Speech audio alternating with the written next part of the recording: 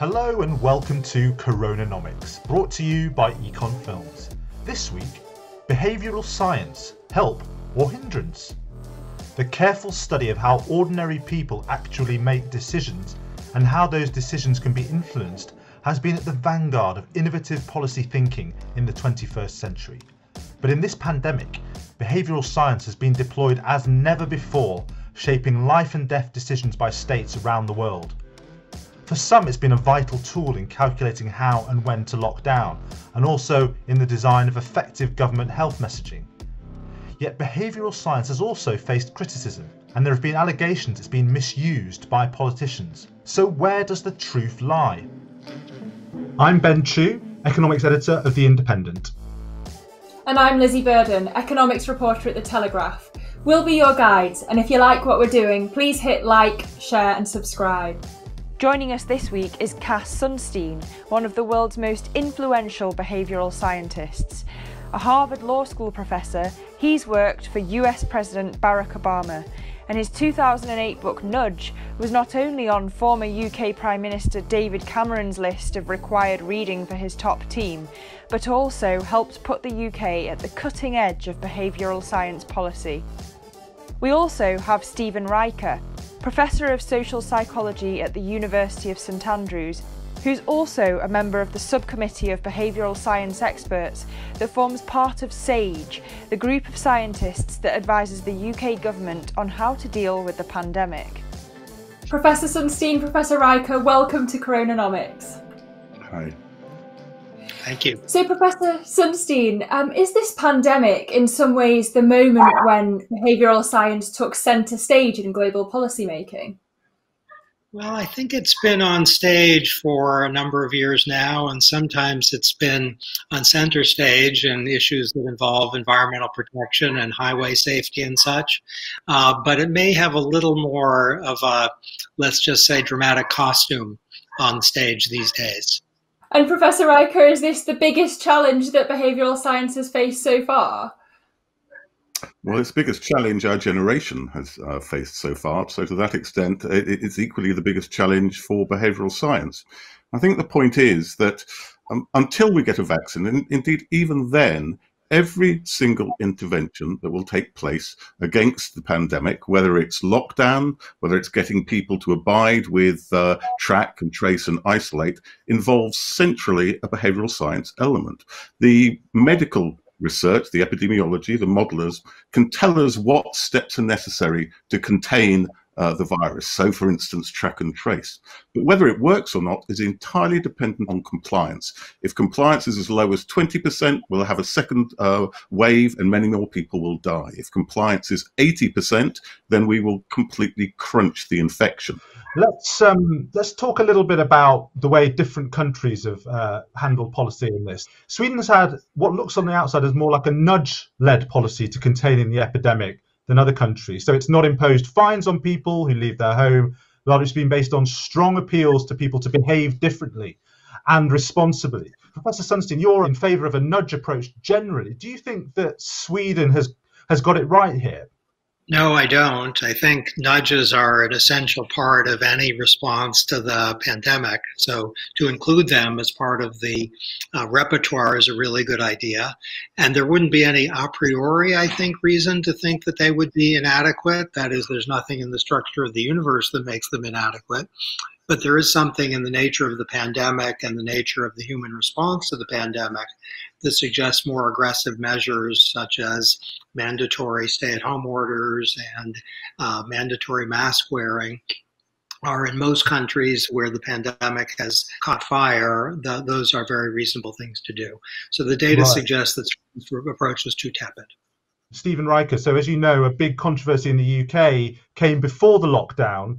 Various government ministers and the chief medical officer suggested the evidence from behavioural science was that people would start to get tired of lockdown. So so-called behavioural fatigue would set in.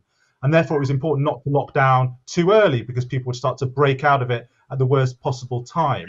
Here's Chris Whitty, the chief medical officer, speaking on the 9th of March on that subject of the timing of the UK lockdown. There is a risk if we go too early, people will understandably get fatigued and it'll be difficult to sustain this over time. So getting the timing right is absolutely critical to making this work. Now, no evidence was actually presented to justify that concept of behavioural fatigue, and many behavioural scientists, I think yourself included, said there wasn't any. Do you worry that that kind of behaviour by by politicians and officials risks discrediting behavioural scientists? Right. First of all, I don't call myself a behavioural scientist. I call myself a psychologist. I'm a social psychologist, in fact. I'm interested in group behaviour, in collective behaviour. And I've been very interested in behaviour in emergencies, which is how I became involved in this. Whether you are talking about the Behavioural Insights team in number 10, David Halpern's group, or whether you're talking about the psychologists and other social scientists advising government on behaviour, neither of us talked about behavioural fatigue. It didn't come from psychologists or indeed from behavioural scientists. And you can look at the papers on public record, you'll see that very clearly.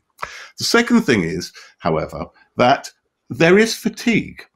And there's plenty of evidence of decline in compliance, but very often it's got nothing to do with, if you like, a lack of psychological willpower or a lack of psychological commitment. It's very much to do with either poor messaging, which tells people there's no problem anymore, lowered anxiety, and therefore people not seeing the point of abiding by restrictions. I think we're seeing that at the moment. I think overall the messaging that's going on in the UK at the moment is kind of saying, well, look, it's nearly all over. You can all relax. You can have Happy Monday. You can go out and you can frolic in the sun. And therefore, if you give people the impression there's no point in abiding by restrictions, they're not going to abide by them. And the second constraint is practical. So, for instance, if you looked at the figures of those people who were going out under lockdown, poor people were 6 times as likely to go out. Black and minority ethnic people were 3 times as likely to go out. Not because of any psychological differences, they were just as committed in real terms. It was everything to do with the ability to stay at home and put food on the table. So sometimes the role of psychologists and behavioural scientists is to say this is not a psychological issue. The problem is not one of motivation.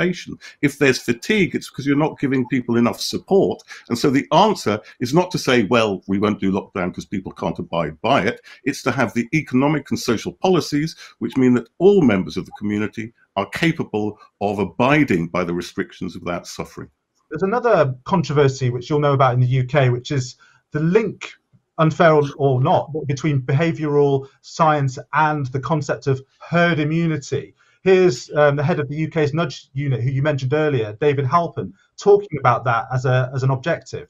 And there's going to be a point, assuming the epidemic flows and grows as we think it probably will do, where you want to cocoon, you want to protect those at-risk groups so that they basically don't catch the disease. And by the time they come out of their cocooning, herd immunity has been achieved in the rest of the population.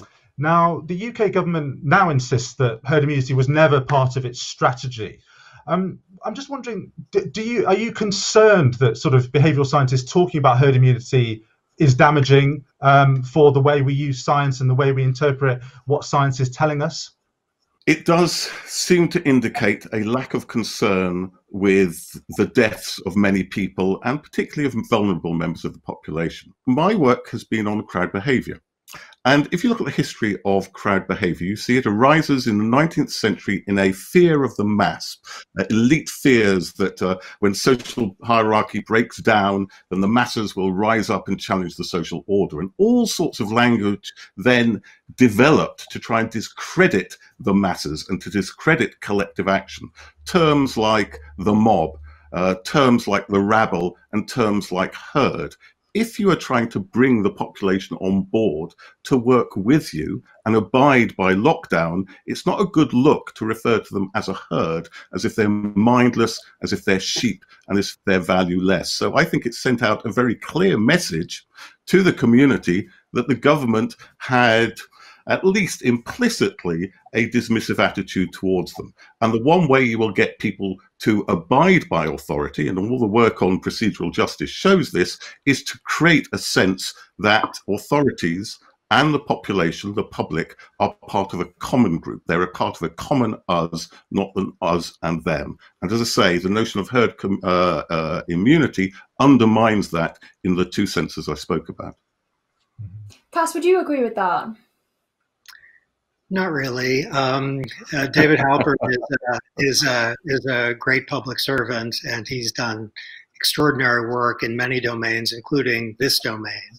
The idea of herd immunity he didn't invent that term. That's a well-known term. And the idea of herd immunity is something many people are talking about as part of the solution to the current problem. The idea of herd immunity being the object of all policies right now is probably not a very good idea. And he didn't say that. He said that we'd want herd immunity for a certain segment of the population, those who aren't particularly vulnerable to the disease, where the mortality risk, I guess, is low, or they don't have pre-existing conditions. I'm not sure that I would subscribe to that as the right policy. In fact, I think I wouldn't. But that has nothing to do with behavioral science. The idea of herd immunity is a concept that is one way of approaching a pandemic, and is probably part of the picture. But behavioral science is about human behavior, not about what's the right scientific approach to inoculating, so to speak, a population. And when it comes to human behavior, language is utterly critical. And I think it was at best unfortunate language. Stephen, one thing I wanted to ask you is if you've been feeling frustrated at the sense that the government's been, well, it's been accused of hiding behind the experts. Well, you're one of the experts. Is that something that's frustrated you? Well, it's nice to suddenly be called an expert. I haven't been called that all my life. Look, I think there are two dangers in the relationship between the science and policy. The one is to have policy that is not informed by science, because science can tell you what the outcomes of particular actions will be. But then you have to make judgments. For instance, if there is a certain level of risk in a particular measure, it's not a scientific question how much risk you will tolerate. It's a political question of how much risk you will tolerate. And if you have to balance different risks, the risks of lockdown with the risk of ending lockdown, then that too, that balancing of risks, is a political judgment. And if you say we are following the science, you hide that political judgment. You refuse to accept the fact that you're making political choices. So as I say, it's quite right to say you should follow the science. It's quite wrong to be said that what you're doing is dictated by the science. We have our place. We make an input, but there are other considerations, and one needs to be open and honest about those as well. We spoke to Esther Duflo about her current research at JPAL, and she's been using randomised controlled trials, the methodology that won her the Nobel Prize, to work out how to improve government's messaging amid the pandemic. Here's Esther. In order to convince young people to wear masks or to stay at home or to wash their hands, do you tell them you should think about your grandmother?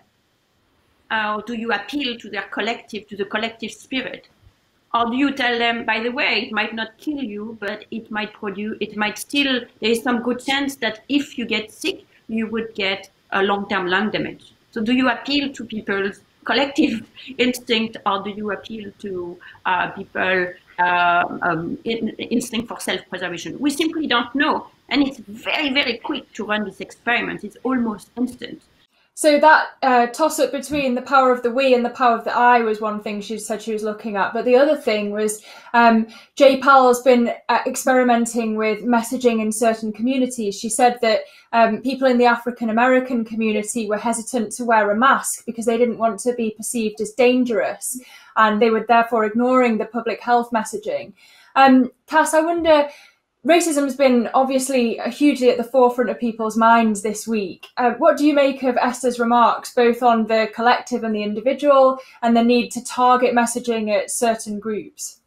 I think she's on the mark on both points. So we need to know whether telling people that their own health is at risk and they can diminish the risk if they wear a mask, whether that works, or whether instead it's more successful to say you're going to endanger your friends and family if you don't wear a mask. There's actually data in that is suggestive, it's not authoritative, but that pointing to the social rather than the individual is more effective, and that's really good to know. With respect to the racial component, that's also extremely important. So if it's the case that some communities are particularly averse to wearing masks, maybe because of the perceived social meaning of wearing a mask, that it suggests an association with something undesirable. If that emerges as true, that's, I think the technical term is good to know. And the government's messaging in the UK has changed from stay home, protect the NHS, save lives, the famous Johnson 3, to stay alert, control the virus, save lives. So at first the government was credited with pretty effective messaging, but then it was widely mocked for the stay alert message because people were accusing it of being vague and meaningless. Stephen Reicher, are they right? What sort of messages do we need to end the lockdown and restart the economy? One of the assumptions that people often make about emergencies, about crises, is that human beings are fragile, and in a crisis they crack. In a crisis they behave irrationally, they behave mindlessly. You wouldn't have a half-decent Hollywood disaster film without people running out, waving their hands in the air and blocking up the exits and turning a crisis into a tragedy. And actually what you find is something very different. Nearly all the work on emergencies and disasters shows that people act in an orderly way, that people support others, that they don't leave on their own and look after themselves. They leave in groups, often involving strangers. And our own work over 15 years has sought to look at the process underlying that, which is that the common fate, the common experience you get in a disaster leads to an emergent sense of shared identity. And that emergent sense of shared identity leads to solidarity, coordination, and helping. In a sense, altruism isn't the denial of the self, it's the extension of the self. If you are part of my collective self, then what happens to you is happening to myself, and therefore I have empathy with you and I'm more likely to support you. And I suppose my vision of human behavior, I think, is rather more optimistic than that of Cass. And I think that in many ways, one of the good news stories about this pandemic is I think it's validated such a notion. Because if you look at lockdown, the work of Bobby Duffy's group at King's College London showed that about 90% of people were complying with lockdown. About 44% of them were suffering. I mean, suffering in significant ways. In terms of their individual interest and in terms of what would have been easy for them, it would have been far easier for them to go out, far easier for them to break lockdown, but they didn't because they believed it was the necessary and the right thing to do. When you look at the literature on emergencies and disasters, what you find is that most people die not through overreaction, the old panic view, but underreaction. They don't realize the situation is dangerous, and so they don't get out in time. And the reason why they don't realize it's dangerous is not because of any psychological deficit, it's because clear information is not given to them about the nature of the dangers. And my concern is this government, which seems desperate to give good news stories and seems desperately to, if you like, puff up the positives, is not giving that clear message so people recognize the dangers and don't put themselves in danger. And looking around the world, Cass, does nudging work better in countries where there's a stronger sense of trust between the state and the individual? Well, like every instrument, so whether it's nudging or mandating or taxing or subsidizing, distrust can be a problem. So nudging has a virtue which can also be a challenge, which is it maintains freedom of choice. So if you don't like a criminal officer to reject what the criminal official is trying to get you to do, you might go to jail. If you reject a nudge, nothing bad is going to happen. So there's a particular premium placed on trust. On the other hand, you may have kind of generalized distrust, but you might have relative trust in the context of a public health problem.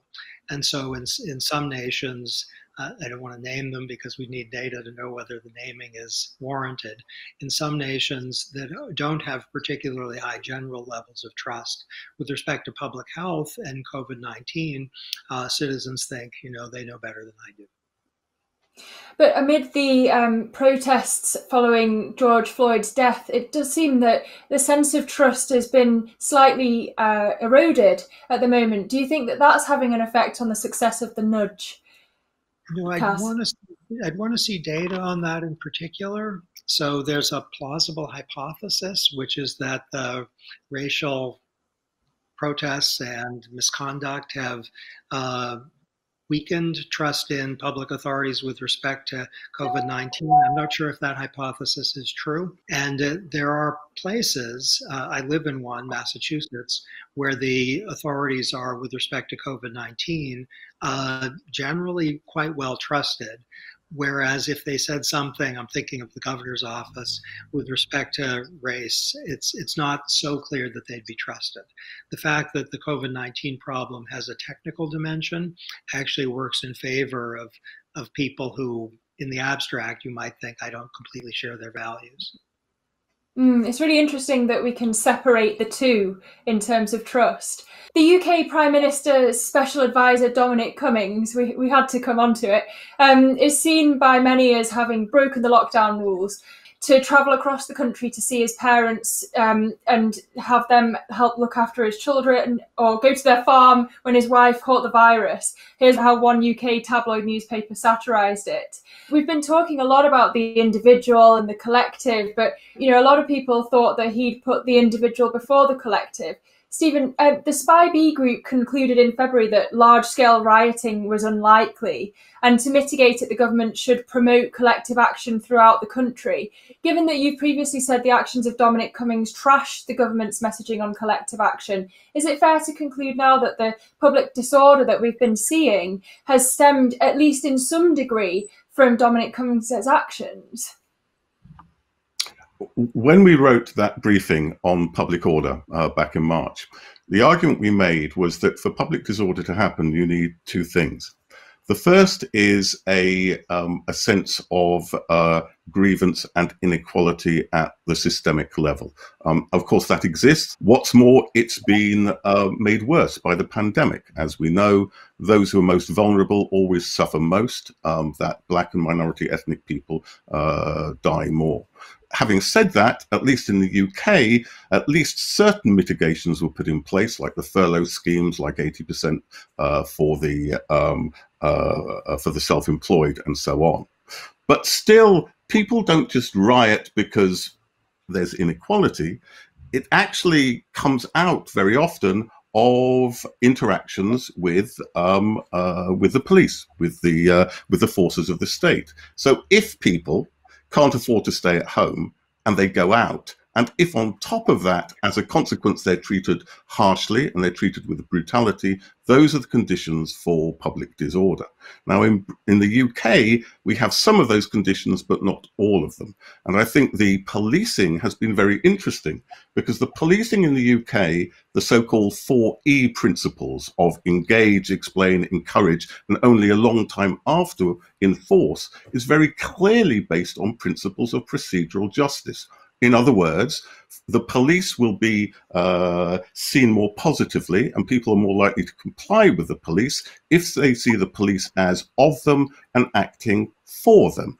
And critical to that are the forms of engagement, of respect, of trust, of giving voice. And I think we are lucky to have had such sensitive policing in the UK. The term tolerant good sense was used to me by a very senior policeman who I was talking to just the other day. I think the actions of the chief superintendent in Bristol, who refused to intervene and which very probably would have caused public disorder, were very sensitive and very sensible. So rioting is multifactorial. And loss of trust, even though it's happened. And in the UK, it's easy to say that it's happened because all the polling evidence suggests that. That's just one of many factors necessary for rioting. And as I say, thank God for good and sensible policing. Finally, Cass, we wanted to ask, you've written a book about the world according to Star Wars. We were just wondering whether there's any lessons from that galaxy far, far away for politicians and policymakers during the coronavirus pandemic. Yoda said it best: difficult to see, the future is. Well, thanks so much to our guests, Cass Sunstein and Stephen Reicher, for appearing on CoronaNomics. We'll be talking to many more top thinkers in the weeks ahead to discuss how we can weather the economic storm of COVID-19. So please do stay tuned and subscribe to our YouTube channel. And remember, if you like what we're doing, please hit like, share and subscribe. And if you'd like to talk to us, just leave us a comment below. This has been CoronaNomics, brought to you by Econ Films.